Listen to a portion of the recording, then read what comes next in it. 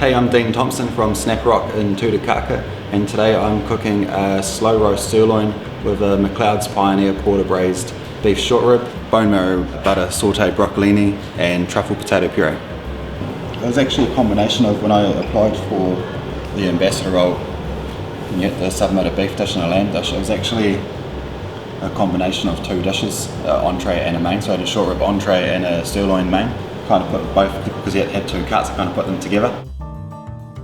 The biggest part is the ingredients, is sustainability, quality ingredients, and trying to support the local, especially up in Northland where we are. We have some great quality ingredients around us, and it's this conversation of like, how do we grow the Northland region, and how do we support local? And from there we met a local banana grower, and our Tamarillo relish comes from locals, and then it created this conversation with the farmer, which was, how do you, as a chef, if I want that cow, is that possible? And we're like, well, let's try it. And it was a year in discussion.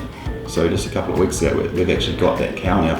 It's gone through the abattoir, but it's essentially the quality of a home-killed beast in a restaurant. And we've got half a beast. It's a Wagyu Murray Grey cross, I think. Before that, I had sirloin on the menu for about 6-7 years. So it's quite an easy one to present in a restaurant. The shape of it, and I like the flavour. It's not as tender, but I love, same with lamb back straps and sirloin. I love this side of it. That crispy, the fat. I love beef fat. Getting that skin all crispy. It's also, by cooking it so slowly and chilling it, it's also pretty much really well rested.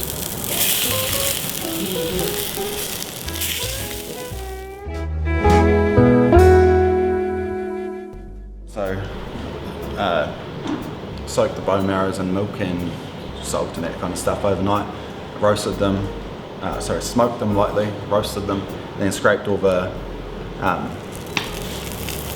bone marrow out, mixed with butter. It's got capers, lemon zest, all that kind of stuff in there.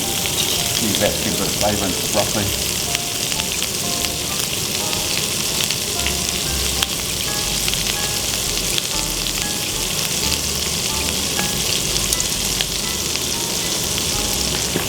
So the cool thing about this too, a lot of people like mediums because they don't want blood.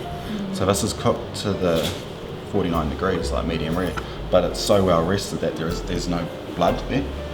So give or take, we put it in at either dinner service and we pull it out when we need the oven the next day. Wow. So that might be, 9 o'clock in the morning or 11 o'clock in the morning.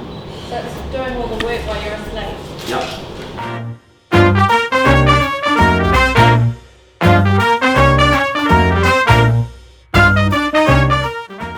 What's the link with the McLeod's Pioneer's Porter Braised? I think for us, being Northland, trying to support Northland, using the locally sourced aspect of it.